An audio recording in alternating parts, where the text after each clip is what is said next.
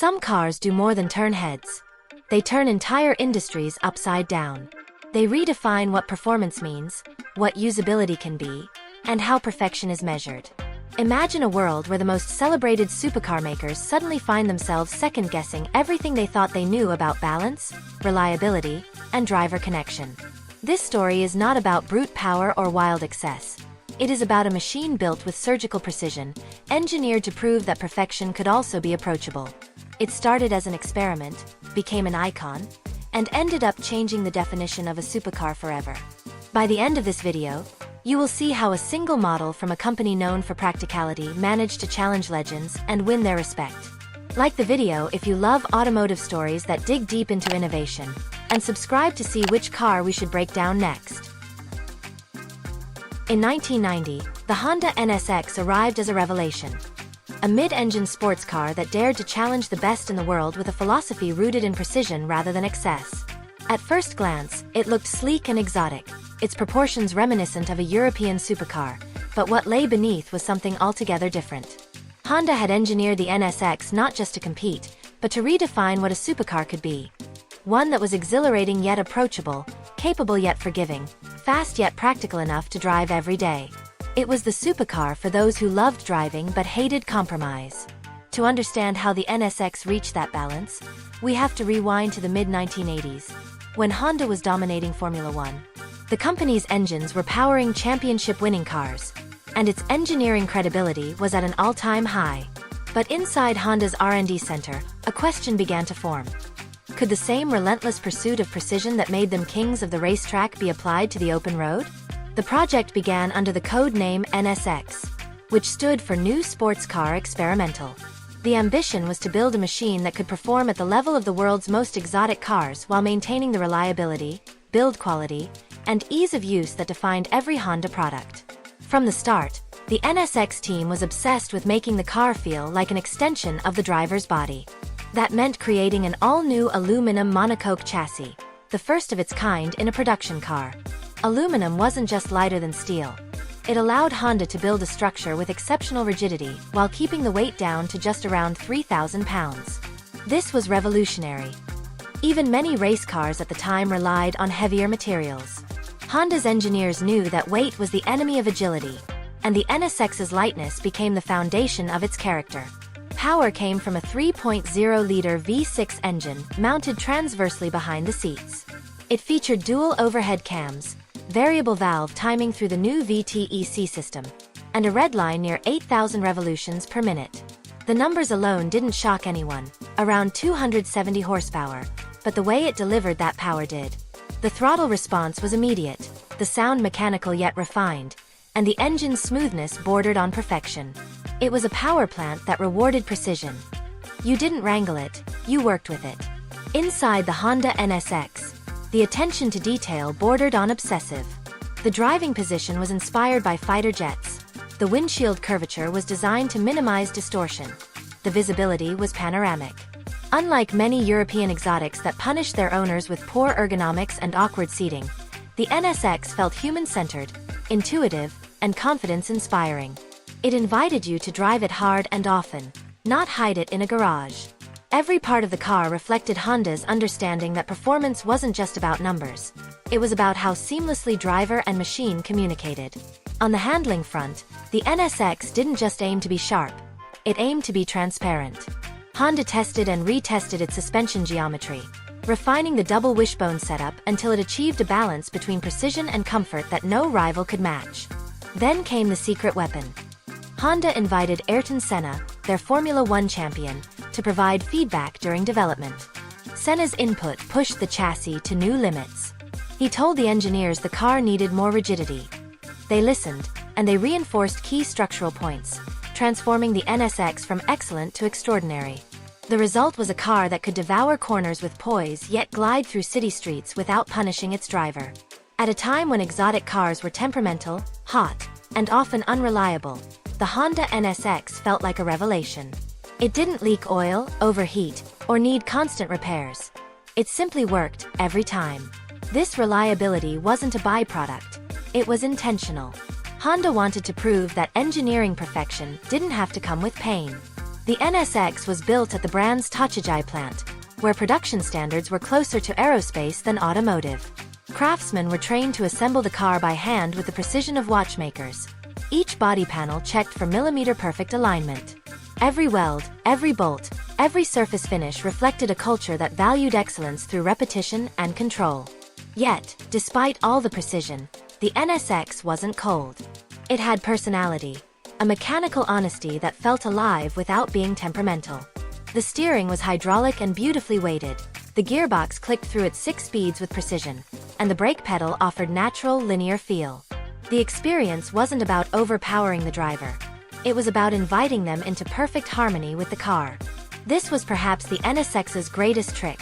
It made you feel like a better driver than you were. For many, it was the first time they could push a supercar to its limits without fear. That sense of confidence redefined what performance could feel like. When the Honda NSX finally reached showrooms, journalists and enthusiasts were stunned. Reviews praised it for its refinement, usability, and handling precision. Words rarely associated with supercars of the time. Here was a machine that could lap a racetrack in the morning, commute comfortably in the afternoon, and never overheat in traffic. It set a new standard for balance, and in doing so, it exposed the weaknesses of its European rivals. Suddenly, the old excuses about character and soul felt hollow. The NSX had both precision and emotion, and it delivered them without compromise. Its arrival didn't just challenge the status quo. It redefined it. The Honda NSX proved that engineering perfection and driving passion weren't opposites. They were partners in a new kind of performance philosophy. The Honda NSX was more than a car. It was a manifesto written in aluminum and adrenaline. Its debut in 1990 forced the entire performance world to re-evaluate what mattered most. No longer could supercar makers hide behind charm or tradition when faced with a machine that outperformed them in usability, reliability, and engineering purity. But behind that transformation lay a story of obsessive detail and lessons borrowed from the most extreme corner of motorsport. The NSX was born from Honda's deep involvement in Formula One, and every inch of the car reflected that racing DNA filtered through real-world sensibility. The engineers who had built engines that powered world champions now faced a new challenge: translating that precision to a street car anyone could drive.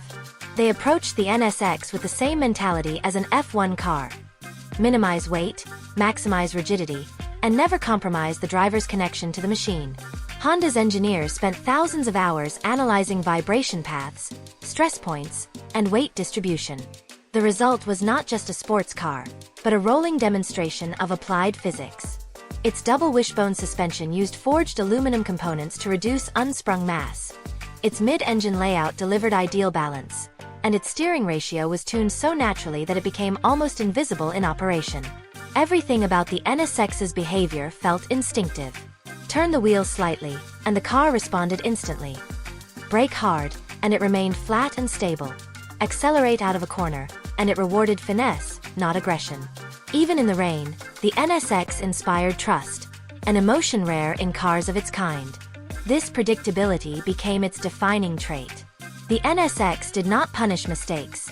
It educated the driver. For many enthusiasts, this accessibility was the car's greatest triumph. Here was a machine capable of track-level precision that still welcomed you to explore it. Honda had achieved something its rivals could not: a supercar that treated its driver as a partner rather than a passenger. Much of this balance came from Honda's focus on human-centered design. The cockpit layout was guided by the company's studies of ergonomics and visual psychology. The seating position was low but natural. The instrument cluster easy to read at speed. The controls placed exactly where intuition expected them. The effect was subtle but profound. Driving an NSX felt like putting on a well-tailored suit. You didn't adapt to it. It adapted to you. Even the sound was tuned to strike the perfect balance between excitement and civility. The V6's induction note climbed with precision, building to a metallic wail near the red line, then fading gracefully as you lifted off. It was the soundtrack of purpose, not theater. Honda wanted the NSX to be a driver's companion, not a spectacle. Yet ironically, that restraint made it a spectacle of engineering mastery. Critics often referred to the NSX as clinical, but owners knew better.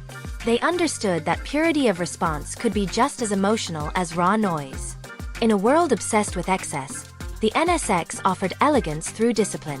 That mindset influenced everything from its chassis geometry to its aerodynamics. The car's body was shaped in a wind tunnel not for drama, but for stability.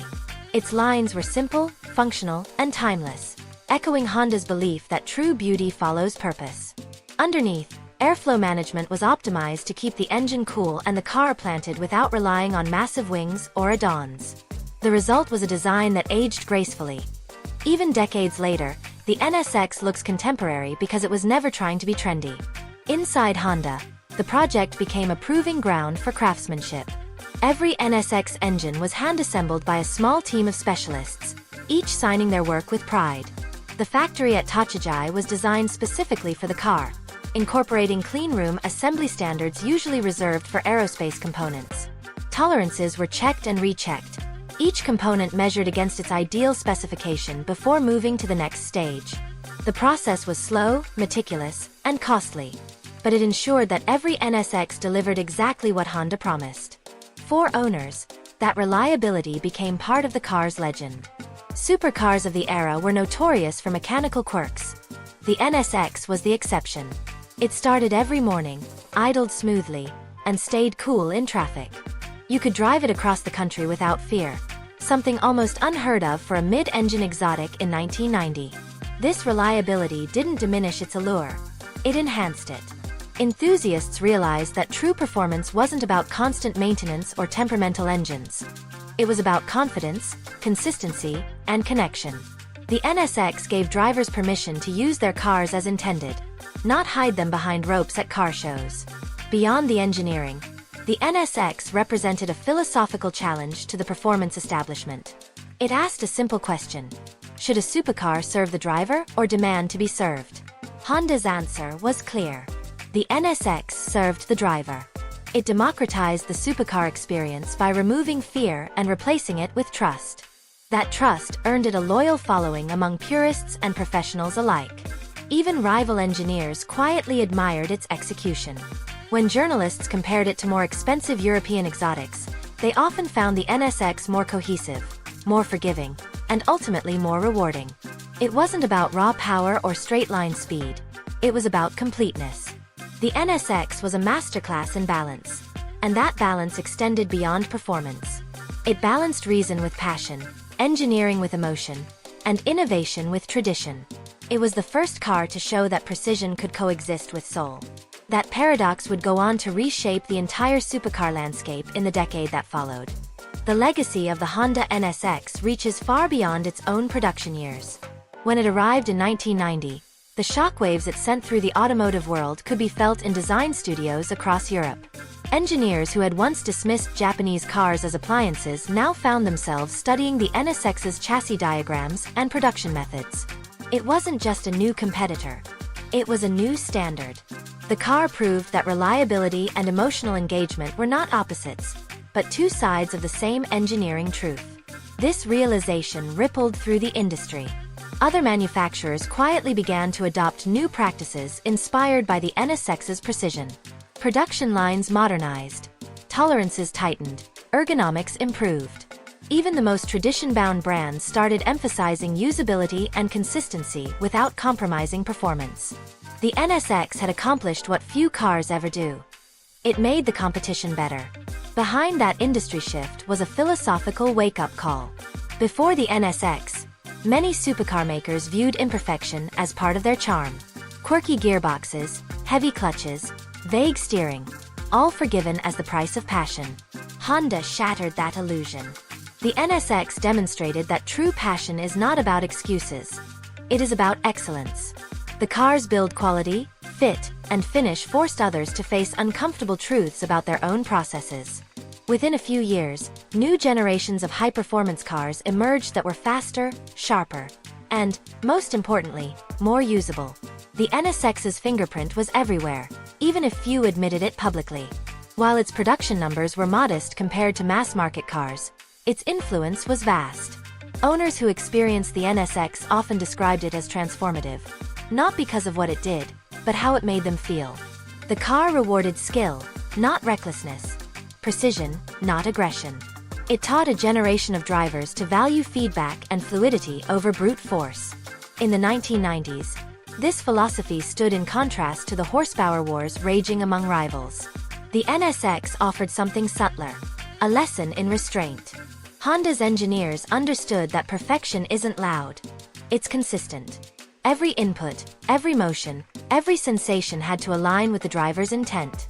That ideal guided not just the original NSX, but the company's entire performance philosophy in the years that followed.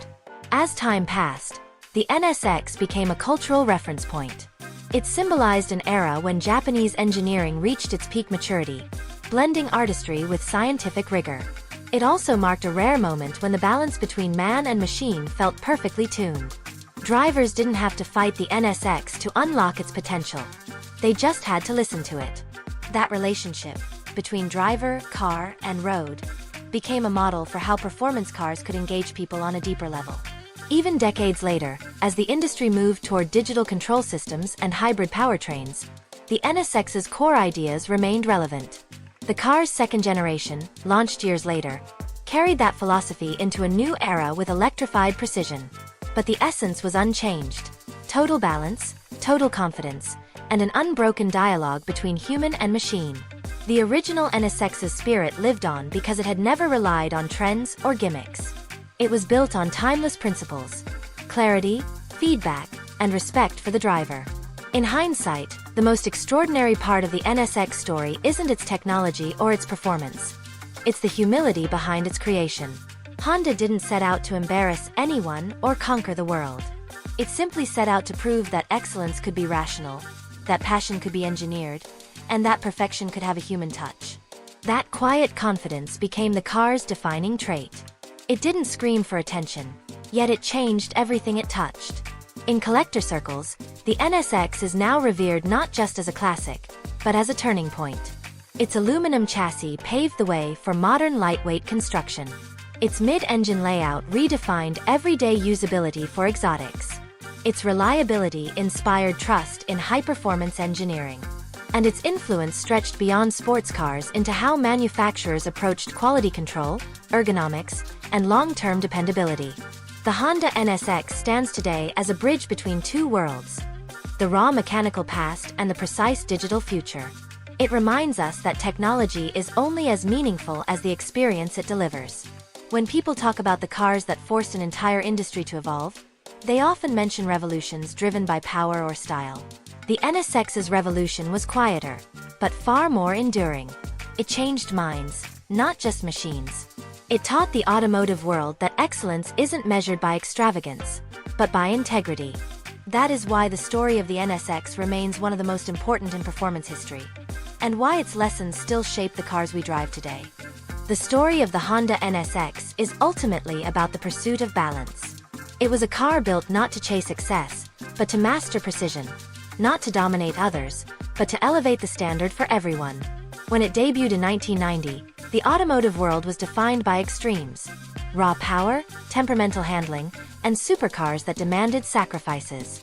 The NSX changed that equation forever.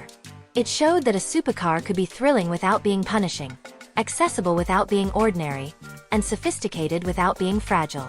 Every curve of its aluminum body, every click of its gearbox, and every rotation of its steering wheel reflected a single principle: that engineering could serve emotion, not suppress it. The NSX made driving feel pure again. In doing so, it didn't just impress enthusiasts, it humbled legends. Even those who once saw themselves as the pinnacle of performance quietly redefined their goals after studying what Honda had achieved. The NSX forced them to confront the idea that perfection could come from discipline rather than chaos. That realization would reshape the future of performance cars across the globe. Today, when we step into a modern supercar that combines razor-sharp handling with comfort and reliability, we are witnessing the ripple effect of the NSX. It laid the foundation for an era where usability became part of the performance equation, where craftsmanship and consistency mattered as much as raw numbers. Yet the Honda NSX's legacy isn't confined to its influence on design or manufacturing. It represents a mindset, a belief that excellence is not a product of ego, but of empathy. Honda built the NSX for the driver, not the audience. It was engineered for connection, not spectacle. That is why, more than 3 decades later, it remains as relevant as ever. The world may have moved toward hybrid systems and electronic aids, but the NSX's message still resonates. Technology should enhance the bond between man and machine, not replace it. In the end, the NSX proved that true innovation comes from asking better questions, not chasing bigger numbers. It asked what a supercar could be if it were built with purpose, precision, and humility. And the answer forever changed the way performance was defined. That is the enduring brilliance of the Honda NSX. A car that reimagined perfection, not as a destination, but as a balance between passion and reason. Like the video if you enjoyed this deep dive into automotive history, and tell us in the comments which car deserves the spotlight next.